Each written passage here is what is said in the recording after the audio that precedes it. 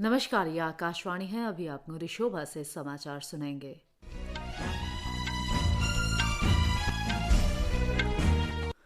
पहले मुख्य समाचार। छत्तीसगढ़ में विधानसभा चुनाव के पहले चरण के लिए तैयारियां पूरी। राजस्थान में नामांकन भरने का आज अंतिम दिन। सूचना आयुक्त हीरालाल सामरिया ने मुख्य सूचना आयुक्त पद की शपथ ली। मौसम विभाग का अगले 2 दिन में केरल, तमिलनाडु, पुदुचेरी के कराईकल में तेज वर्षा का अनुमान। शतरंज और वैशाली ने ब्रिटेन में फीडे ग्रैंड स्विस महिला और विदित गुजराती ने ओपन खिताब जीता। क्रिकेट विश्व कप। बांग्लादेश और श्रीलंका के बीच नई दिल्ली में मैच जारी। अब समाचार विस्तार से। छत्तीसगढ़ में पहले चरण में कल 90 में से 20 निर्वाचन क्षेत्र पर मतदान होगा। छत्तीसगढ़ में विधानसभा चुनाव के पहले चरण के लिए सारी तैयारियां कर ली गई है। इस चरण में कल 90 में से 20 निर्वाचन क्षेत्र पर मतदान होगा। इस चरण में कुल 223 उम्मीदवारों की किस्मत का फैसला होगा। मिजोरम में विधानसभा चुनाव के लिए कल मतदान होगा। राज्य में 4,39,026 महिलाओं सहित 8,57,000 से अधिक मतदाता 174 उम्मीदवारों के भाग्य का फैसला करेंगे। मतगणना 3 दिसंबर को होगी। अंतर्राज्यीय और अंतर्राष्ट्रीय सीमाओं पर लगभग 30 मतदान केंद्रों को संवेदनशील और अति संवेदनशील घोषित किया गया है। पूरे राज्य और बांग्लादेश तथा म्यांमार से लगी अंतर्राष्ट्रीय सीमाओं पर सुरक्षा कड़ी कर दी गई है। मिजोरम की म्यांमार के पास 510 किलोमीटर की, बांग्लादेश के साथ 318 किलोमीटर की सीमा लगती है।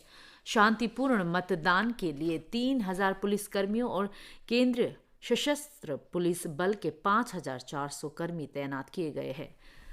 राजस्थान में विधानसभा चुनाव के लिए नामांकन के आखिरी दिन आज कांग्रेस, भाजपा और अन्य दलों के प्रत्याशी बड़ी संख्या में नामांकन भरने पहुंच रहे हैं। मुख्यमंत्री अशोक गहलोत ने जोधपुर की सरदारपुरा सीट से नामांकन दाखिल किया। श्री गहलोत आज जोधपुर के उमेद स्टेडियम में जनसभा कर रहे हैं। वहीं पूर्व मुख्यमंत्री वसुंधरा राजे आज हनुमानगढ़ और नौहर के भाजपा प्रत्याशियों के समर्थन में नामांकन सभाओं को संबोधित किया। भाजपा और कांग्रेस के कई अन्य वरिष्ठ नेता भी नामांकन दाखिल कर रहे हैं। इसके अलावा राष्ट्रीय लोकतांत्रिक पार्टी, बहुजन समाज पार्टी समेत अन्य पार्टियों और निर्दलीय प्रत्याशी की ओर से बड़ी संख्या में नामांकन पत्र भरे जा रहे हैं। नामांकन पत्रों की जांच कल की जाएगी। 9 नवंबर तक नाम वापस लिए जा सकेंगे। मध्य प्रदेश में मतदान की तिथि निकट आने के साथ ही चुनाव प्रचार चरम पर पहुंच गया है। भाजपा और कांग्रेस सहित सभी प्रमुख दलों के नेता अपने अपने उम्मीदवारों के समर्थन में प्रचार में जुटे हैं। भाजपा के लिए रक्षा मंत्री राजनाथ सिंह ग्वालियर और रायसेन में, मुख्यमंत्री शिवसेना सिंह चौहान विंध्य क्षेत्र, केंद्रीय मंत्री ज्योतिरादित्य सिंधिया ग्वालियर और चंबल क्षेत्र में, अर्जुन मुंडा रायसेन, प्रहलाद पटेल गोतेगांव, राजीव चंद्रशेखर भोपाल और पार्टी सांसद रवि किशन अनूपपुरा तथा उमरिया में पार्टी उम्मीदवारों के पक्ष में प्रचार कर रहे हैं। वहीं कांग्रेस नेता प्रियंका गांधी और कमलनाथ मावला क्षेत्र में सभाएं कर रहे हैं। पार्टी के वरिष्ठ नेता जयराम रमेश जबलपुर और सुप्रिया श्रीनेत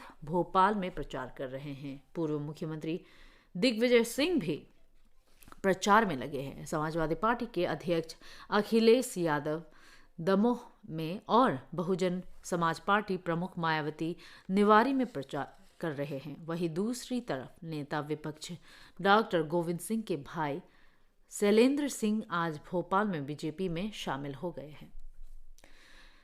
उनके साथ कई अन्य नेताओं ने भी भाजपा का दामन थाम लिया है। सूचना आयुक्त हीरालाल सामरिया ने आज मुख्य सूचना आयुक्त पद की शपथ ली। राष्ट्रपति द्रौपदी मुर्मू ने राष्ट्रपति भवन में उन्हें पद की शपथ दिलाई। श्री सामरिया वर्तमान में केंद्रीय सूचना आयोग में सूचना आयुक्त का कार्यभार संभाल रहे हैं। इस अवसर पर उपराष्ट्रपति जगदीप धनखड़, प्रधानमंत्री नरेंद्र मोदी और कार्मिक राज्य मंत्री डॉक्टर जितेंद्र सिंह मौजूद हैं। केंद्र ने विवादास्पद महादेव बुक सहित 22 अवैध सट्टेबाजी ऐप पर रोक लगा दी है। इलेक्ट्रॉनिक्स और सूचना प्रौद्योगिकी मंत्रालय ने कल एक आदेश जारी कर महादेव बुक और रेडी अन्ना प्रिस्टोप्रो सहित 22 अवैध ऐप और वेबसाइट पर रोक लगा दी है। प्रवर्तन निदेशालय ने छत्तीसगढ़ में महादेव बुक पर छापों की कार्रवाई और जांच के बाद केंद्र से उनकी सिफारिश की थी। प्रवर्तन निदेशालय मामले में छत्तीसगढ़ पुलिस के कांस्टेबल भीम सिंह यादव और असीम दास को धन शोधन के आरोप में गिरफ्तार किया है। 54वां भारतीय अंतर्राष्ट्रीय फिल्म महोत्सव इस महीने की 20 तारीख से गोवा में आयोजित किया जाएगा, जो 28 नवंबर तक चलेगा। सूचना और प्रसारण मंत्री अनुराग सिंह ठाकुर ने आज नई दिल्ली में एक संवाददाता सम्मेलन में कहा कि भारतीय अंतर्राष्ट्रीय फिल्म महोत्सव वैश्विक सिनेमा को एक महत्वपूर्ण मंच प्रदान करता है। उन्होंने कहा, यह फिल्म महोत्सव दुनिया के सबसे बड़े सांस्कृतिक कार्यक्रमों में से एक है। सिनेमा उत्कृष्टता का प्रतीक, यह महोत्सव देश और दुनिया भर में बेहतरीन प्रतिभाओं को एक मंच पर साथ लाता है। श्री ठाकुर ने कहा, अंतर्राष्ट्रीय जूरी प्रतिष्ठित सर्वश्रेष्ठ फिल्म पुरस्कार के विजेता का चयन करेगी। विजेताओं को पुरस्कार स्वरूप गोल्डन पीकॉक, 40 लाख रुपए और प्रमाण पत्र दिए जाएंगे। उन्होंने कहा, फिल्म महोत्सव में प्रतिष्ठित सत्यजीत रे लाइफटाइम अचीवमेंट पुरस्कार प्रसिद्ध हॉलीवुड अभिनेता और निर्माता माइकल डगलस को प्रदान किया जाएगा। केंद्रीय मंत्री ने कहा कि भारत का मीडिया और मनोरंजन उद्योग विश्व स्तर पर 5वां सबसे बड़ा बाजार है और यह हर साल बढ़ रहा है। मौसम विभाग ने अगले 2 दिन तक केरल, तमिलनाडु और पुदुचेरी के कराईकल में तेज बारिश की संभावना व्यक्त की है। आज रायलसीमा और दक्षिण कर्नाटक में भी तेज वर्षा होने की संभावना है। मौसम विभाग ने बताया कि पश्चिमी विक्षोभ के कल से पश्चिमी हिमालय क्षेत्र को प्रभावित करने की संभावना है। इसने अगले 7 दिनों के दौरान अंडमान और निकोबार द्वीप समूह में कुछ स्थानों पर हल्की से मध्यम वर्षा की भी संभावना है।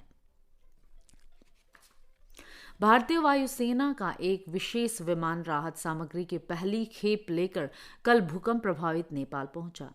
10 करोड़ रुपए की इस राहत सामग्री में तंबू, कंबल, तिरपल के साथ साथ आवश्यक दवाइयां और चिकित्सा उपकरण शामिल है। काठमांडू में भारतीय दूतावास ने एक वक्तव्य में कहा कि आपात राहत सामग्री की पहली खेप नेपालगंज पहुंच गई है।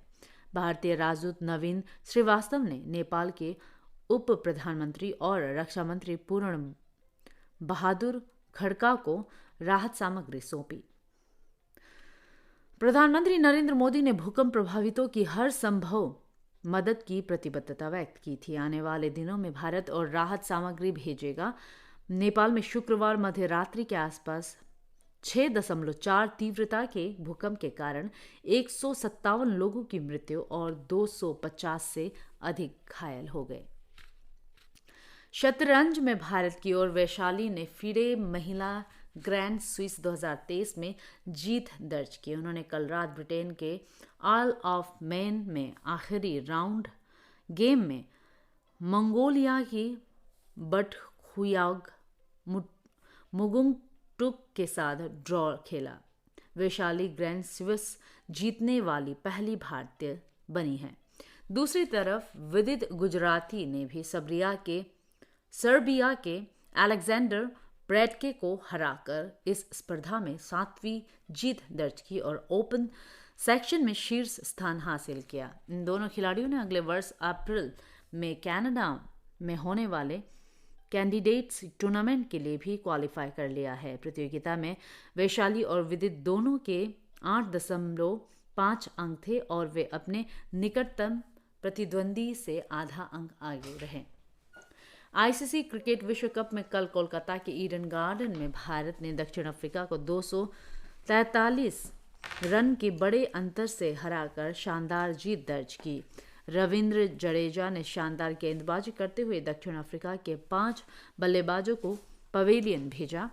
भारत के 327 रन के जवाब में दक्षिण अफ्रीका की टीम 27 ओवर और 1 गेंद में मात्र 83 रन पर सिमट गई है। इसी के साथ समाचार बुलेटिन समाप्त हुआ। नमस्कार।